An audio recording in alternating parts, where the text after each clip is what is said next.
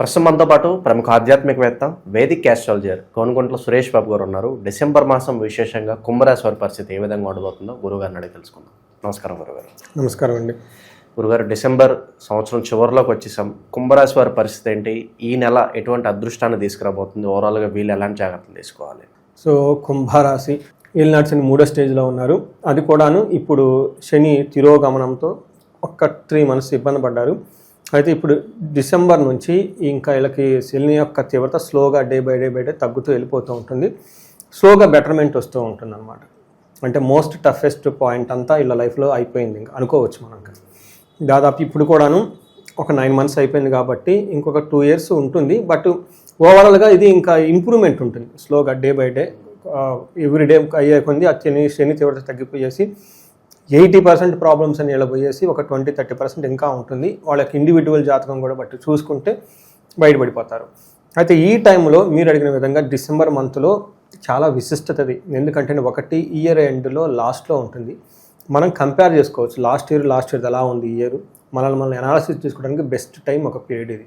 రెండోది ఈ టైంలో ఏం చెప్తారంటే ధనురు మాసం పట్టడం అంటారు. ఈ టైంలో మనకి విలేజెస్లో కానీ ఎక్కడైనా కానివ్వండి మనకి కళ్ళాపు జల్లుకోవటం, గొబ్బెమ్మలు పెట్టుకోవటం, ముగ్గులు వేసుకోవటం, రంగోలి, హరిదాసులు ఈ గుళ్ళల్లో మనకు వచ్చే గోత్రనామాలు చదవటం, వైష్ణవ ఆలయాల్లో ఎక్కువగా పూజలు ఇవన్నీ చేస్తూ ఉంటారనమాట. ఇది మనకు అందరికీ తెలిసిందే. ఇది రెండోది. మూడో ముఖ్యమైనది ఈ టైంలో సాఫ్ట్వేర్ వాళ్ళు కానివ్వండి ఇలాంటి ఎన్ఆర్ఐలు ఎక్కువగా నాకు కాంటాక్ట్లో ఉంటారు కాబట్టి వాళ్ళకి మనకి zero coding day, server down periods అని రకరకాల పేర్లతో ఉంటారు. వాళ్ళకి 10-15 days ఆల్మోస్ట్ వర్క్ ఉండదు.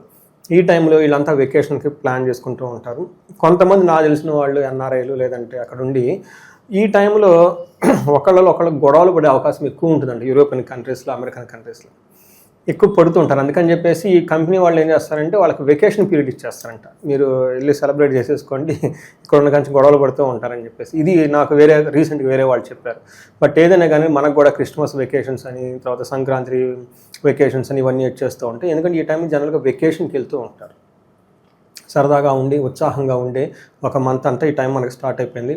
ఇక్కడ నుంచి మనం ఇప్పటిదాకా ఇంటర్నల్గా కార్తీక మాసం అని, శ్రావణ మాసం అని ఇంటర్నల్గా పితృభాషాలని ఇంటర్నల్గా జరుపుకుంది, బయటికి ఎక్స్టర్నల్గా వెళ్ళిపోయేసి జరుపుకునే అవకాశం ఈ టైంలో ఉంటుంది. ఇలాంటి సమయంలో కుంభరాశి వాళ్ళకి చూసుకుంటే పాజిటివ్గా ఉంది, చాలా బాగుంది. ఒక బెస్ట్ మంత్ ఈ టోటల్ ఇయర్లో అని మనం లెక్క పెడితే చూసుకోవచ్చు అనమాట. ఇందులో మనం చూసుకుంటే కుంభరాశి వాళ్ళకి ధనిష్ట 2-3 పాదాలు, శతభిషం 1-2-3 పాదాలు, తర్వాత పూర్వభాద్ర 1-2-3 పాదాలంతా కుంభరాశిలో ఉంటారు. పేరు బలం ప్రకారం చూసుకుంటే మన తెలుగు రాష్ట్రాల్లో ఎక్కువ కామన్గా ఉండే పేర్లు అంతా ఈ కుంభరాశిలోనే ఉంటారు. అందులో గు, గే, గో, సా, సి, సు, సే, సో, దా అన్న లెటర్స్ అంతా ఇందులోనే ఉంటారు. ఇందులో బాగా పేర్లు అనేది సునీత, ఇంకా సుజాత, సురేష్, సీను, గోపాల్, గోపి, చాలా పేర్లు ఉంటాయండి. ఈ పేర్లన్నీ మనకు కామన్గా ఉన్న పేర్లంతా కూడా మనకు కుంభరాశిలోనే ఎక్కువ మంది ఉంటారు. ఇందులో ఈ రాశి వాళ్ళకి 4 గ్రహాలు మారుతున్నాయి. అంటే ఒకటి సూర్యుడు, కుజుడు, బుధుడు, శుక్రుడు. ఈ 4 గ్రహాల యొక్క మార్పు మనం గమనించుకుంటే వీళ్ళకి అన్నీ పాజిటివ్గానే ఉన్నాయండి. ఏది ఇబ్బంది పెట్టేదైతే ఏమీ లేదు. ఒక్క భార్యాభర్తల మధ్య గొడవ, లేదంటే స్త్రీల ద్వారా జెంట్స్ ద్వారా స్త్రీలకు గొడవలే అవకాశం ఉంటుంది. కాబట్టి ఇది వదిలేస్తే మిగతా అన్ని విషయాలు చాలా స్ట్రాంగ్గా ఉంటారు. లఘు గోచారం, సూక్ష్మ గోచారం ప్రకారం చూసుకుంటే వీళ్ళకి విత్తలాభం, ధనలాభం, అశేష సౌఖ్యం, కలహం అని చూపిస్తుంది. అంటే గొడవలు అవుతాయి, ఓవరాల్గా ప్రాస్పరిటీ ఉంటుంది, ధనలాభం ఉంటుంది, భూలాభం ఉంటుంది అని చెప్తారు. సో ఈ ప్రకారం మనం చూసుకుంటే 11th హౌస్లో సూర్యుడు ఉండటంతో ఏమవుతుందంటే చాలా స్ట్రాంగ్గా ఉంటారు. ఏ ప్రకారంగా అర్ధాచ్చ స్వకులాచారే గృహే నిత్యోత్సవం శుభం నిత్య మాధుర్య భుక్తిచ్చ. అంటే వీళ్ళకి శుభకార్యాలు ఇంట్లో ఎక్కువ జరుపుకుంటూ ఉంటారు, తీపి వస్తువులు ఎక్కువ తింటూ ఉంటారు, కొత్తగా ఉద్యోగంలో వచ్చే వాళ్ళకి బాగుంటుంది, ప్రమోషన్ వచ్చే వాళ్ళకి బాగుంటుంది, మంచి ఆరోగ్యంగా ఉంటుంది. అది ఈ టైంలో పెద్ద పనులు ఏం చేయకూడదు, యాక్టివ్గా ఉండే పనులు చేసుకుంటే బాగుంటుంది. అంతేకాకుండా ఈ టైంలో వీళ్ళకి ధన ప్రవాహం చాలా బాగుంటుంది. కానీ ఒక విషయంలో కేర్ఫుల్గా ఉండాలి. వీళ్ళు ధనాన్ని కోల్పోయే అవకాశం ఎక్కువగా ఉంటుంది, దొంగతనాలు జరిగే అవకాశం ఎక్కువగా ఉంటుంది. కొంచెం కేర్ఫుల్గా ఉండాలి. మీ ధనం మీకు తెలవకుండా కోల్పోవటం, లేదంటే రాంగ్ ట్రాన్సాక్షన్ చేసి ఇబ్బంది పడే అవకాశం ఉంటుంది. నెక్స్ట్ శుక్రుడు 10వ ఇంట్లో ఉండటంతో ఇప్పటిదాకా వీళ్ళకి అనుకూలంగా ఎవరైతే ఉంటారో వాళ్ళు రివర్స్ అయ్యి ఇబ్బందులు పెట్టే పరిస్థితి ఉంటుంది. ఇది కొంచెం గమనించుకోవాలి. వీళ్ళు మనకేం చెప్తారంటే వెక్కలం నిస్సత్వం మర్ధానాశనం రిపో భయం శ్రీ సౌఖ్య హాని మాప్నోతి దశమస్తే భృగు అంటారు. అంటే 10వ ఇంట్లో భృగుడు ఉంటే ఏమవుతుందంటే స్త్రీ సౌఖ్యం హాని, స్త్రీల ద్వారా కంఫర్ట్ లగ్జరీ ఏమన్నా వాళ్ళ సపోర్ట్ ఉంటే అది లేకుండా పోతుంది, వాళ్ళ గొడవలు పెట్టి క్రియేట్ చేసే అవకాశం ఉంటే ఎక్కువ ఉంటుంది. ఇటు వైస్ వర్సా ఈవెన్ లేడీస్కి అయితే జెంట్స్ ద్వారా అదే ప్రాబ్లం ఉంటుంది, శత్రు బాధనం ఉంటుంది, అర్ధనాశనం ధనాన్ని కూడా కోల్పోయే అవకాశం ఎక్కువగా ఉంటుంది, అవమానాలు తగాదాలు జరుగుతూ ఉంటాయి. ఇవన్నీ బేసికల్గా ప్రొఫెషనల్ మ్యాటర్స్లోను లేదంటే స్త్రీల ద్వారా ఎక్కువగా లేదంటే ఏమంటారు వాళ్ళ మధ్య గొడవలు ఎక్కువగా ఉండే అవకాశం ఉంటుంది. ఇది తప్ప మిగతా అన్ని విషయాలు రాసే వాళ్ళకి చాలా బాగుందని మనం గమనించుకోవాలి. సూర్యుడు వీళ్ళకి కొంచెం కన్ఫ్యూజన్ హై లెవెల్ క్రియేట్ చేసే అవకాశం ఎక్కువగా ఉంటుంది. పెద్ద పెద్ద ప్లాన్లు ఏమైనా ఉంటే టైం బీయింగ్ వాళ్ళకి హోల్డ్ చేసుకొని నార్మల్గా రొటీన్గా ఉండే పనులు బాగా యాక్టివ్గా చేసుకుంటే బాగుంటుంది. కుజుడు వీళ్ళకి ఎకైనా 11th హౌస్లో ఉండటంతో ఇది కూడా ఒక బెస్ట్ టైం వీళ్ళకి అనుకోవాలి. ఈ కుజుడు వీళ్ళకి ఆరోగ్యం, అర్ధలాభం, సంతోషం, వస్త్రలాభకృత్, యత్న కార్యానుకూలత్వం, ఏకాదశే కుజే అని చెప్తుంటే అంటే 11వ ఇంట్లో కుజుడు ఉంటే ఏదైనా కనుక ప్రయత్నం చేస్తే అందులో సక్సెస్ వస్తుంది, వస్త్రలాభం ఉంటుంది, సంతోషం ఉంటుంది, ఆరోగ్యంగా ఉంటుంది అని మనకు చెప్తూ ఉంటారు. ఈ రాశిలో గురుగారు ఏ నక్షత్రాలు ఉంటాయి, పర్టికులర్గా ఈ నెల వాళ్ళకి ఎలా ఉండబోతుంది? ఇందులో ధనిష్ట, శతభిషం, పూర్వభాద్ర 3 నక్షత్రాలు. శతభిష నక్షత్రం వాళ్ళకి క్షేమంగా ఉంటారు, అవుట్ స్టేషన్లో ఉండే అవకాశం ఎక్కువగా ఉంటుంది, వేరే ప్లేసుల్లో వస్త్రలాభం ఉంటుంది, క్షేమంగా ఉంటారు, లాభప్రదంగా ఉంటారు. ఓవరాల్గా ధనిష్ట నక్షత్రం వాళ్ళకి అంతా బాగుంది, కొంచెం హెల్త్ కాంప్లికేషన్స్ ఉండే అవకాశం ఉంటుంది. శతభిష నక్షత్రం వాళ్ళకి సేమ్ వీళ్ళకి క్షేమంగా ఉంటారు, అవుట్ స్టేషన్కి వెళ్తారు, క్షేమంగా ఉంటారు, వస్త్రలాభం ఉంది, హెల్త్ కాంప్లికేషన్ చూసుకోవాలి. నెక్స్ట్ పూర్వభాద్ర వాళ్ళకి క్షేమము, పరవాసము, వస్త్రలాభము, అతిగా భయపడుతూ ఉంటారు. ఈ నక్షత్రం వాళ్ళు పూర్వభాద్ర నక్షత్రం వాళ్ళు హెల్త్ కాంప్లికేషన్స్ కొంచెం హెల్త్ విషయంలో జాగ్రత్తగా ఉంటే బాగుంటుంది.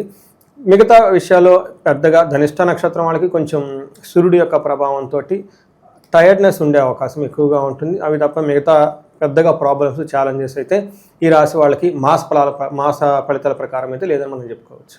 ఇక పరిస్థితి ఈ విధంగా ఉంది, ఏళ్ళనాటి శనిలో కూడా ఉన్నారు కాబట్టి మంచి పరిహారాలు అంటే ఏం చెప్తారు వీళ్ళకి? ధనిష్ట నక్షత్రం వాళ్ళకి ఫస్ట్ శని పిప్పలాద స్తోత్రం ఉదయం సాయంత్రం చదువుకోవాలి, హనుమాన్ చాలీసా చదువుకోవాలి, శనికి తైలాభిషేకం చేసుకోవాలి. ఇవి కాకుండా శనికి సంపూర్ణ శాంతి పూజలు కనుక చేయించుకుంటే అది వాళ్ళు ఇంట్లో చేసుకోలేరు కాబట్టి దగ్గరలో ఉన్న టెంపుల్స్కి వెళ్ళిపోయి జపాలు చేసేవాళ్ళు, పురోహితం చేసే బ్రాహ్మణులు ఉంటారు, వాళ్ళ దగ్గరికి వెళ్ళి చక్కగా అడిగితే ఏమంటే మాకు శని సంపూర్ణ శాంతి పూజలు అన్నారండి అని చెబితే శనికి సంబంధించిన జపాలు, దానాలు, తర్పణాలు, హోమం ఇవన్నీ చేస్తారు వాళ్ళు. వీటితో పాటు శనికి సంబంధించి దక్షిణ కాళీ అమ్మవారి యొక్క మంత్ర జపాన్ని కూడా ఒక 11,000 సార్లు జపిస్తే శని యొక్క ప్రభావం చాలా వరకు పడకుండా ఉండి ఒక బయటపడే అవకాశం ఎక్కువగా ఉంటుంది. క్షేత్ర దర్శనాలు కూడా ఈ రాశి వాళ్ళు చేయాల్సి ఉంటుంది. వెంకటేశ్వర స్వామి గుడి రెగ్యులర్గా విజిట్ చేయటము, అలానే శనికి సంబంధించిన దేవాలయాలు విజిట్ చేస్తూ ఉంటూ చాలా బాగుంటుంది. ఇవి కాకుండా ఇండివిజువల్గా ఈ రాశి వాళ్ళకి ఏలినాటి శని ప్రభావంతో ఉన్నారు కాబట్టి భార్యాభర్తల మధ్య గొడవలు ఉన్నా, ఏదైనా రిలేషన్షిప్ ఇష్యూస్ ఉన్నా, వాటిని సఫోకేట్ ఇబ్బంది పడుతున్నా అలాంటి వాళ్ళు ఖచ్చితంగా ఒకసారి జాతకం చూపించుకొని అన్యోన్య దాంపత్య పాశుపత అభిషేకం చూపించుకోవటం, లేదంటే ఇంకా ఎవరైనా ధనానికి బాగా ఇబ్బంది పడి గ్రోత్ లేకుండా స్టాగ్నేటెడ్ అయి సహజంగా ఉంటారు వీళ్ళు, ఎందుకంటే శని యొక్క ప్రభావంతో ఉండటంతో స్వర్ణలక్ష్మి విశేష హోమం చేయించుకోవటం. శత్రు బాధలు విపరీతంగా ఉన్నాయి, భరించలేకపోతున్నప్పుడు వీళ్ళకి చండీ హోమము, చండీ పారాయణం చేసుకోవటం. వీటితో పాటు ఏదైనా కనుక కార్యజయం కావాలి, అనుకున్న పనులు రావట్లేదు, ఇంటర్వ్యూలో మేము ఇబ్బంది పడిపోతున్నాము, లేదంటే వేసాలు రావట్లేదు, రకరకాలు ఉంటాయండి ఎన్ఆర్ఐలు, వాళ్ళకి మన్యు పాశుపత అభిషేకం, రాహువుకి సంబంధించిన పూజలు ఇవి చేయించుకుంటూ ఉంటే చాలా బాగుంటుంది. బట్ ఎనీవే వాళ్ళకి ఏదైనా కనుక ప్రాబ్లం ఉంటే ఒకసారి కన్సల్టేషన్ తీసుకుంటే పెద్ద పెద్ద పూజలు చేయించుకునే ముందు ఇన్ డీటెయిల్డ్ చూసుకుంటే వాళ్ళకి ఇంకా చాలా దోషాలు ఉంటాయి. కొన్నిసార్లు వాళ్ళకి తెలవకుండా కాలసర్ప దోషము, లేదంటే పితృదోషము, లేకుంటే త్రిపిండి దోషము, కొన్ని అరిష్టాలు ఉంటాయి. ఇవన్నీ ఒకసారి టెక్నికల్గా చూపించుకొని వాళ్ళు చేసేవి వాళ్ళు చేయించుకొని, చేయలేనివి వేరే వాళ్ళ చేత చేయించుకుంటే ఈ రాశి వాళ్ళు తొందరలో మంచి మంచి రోజుల్ని ఒక సక్సెస్ని అందుకునే అవకాశం చాలా ఎక్కువ ఉంటుంది. హోప్ఫుల్లీ మంచి రోజులు త్వరగా రావాలి, సక్సెస్ కూడా వీలైనంత త్వరగా అందుకోవాలని చెప్పి కుంభరాశి వాళ్ళు మనస్ఫూర్తి కోరుకుంటున్నాం. ధన్యవాదాలు. ధన్యవాదాలండి.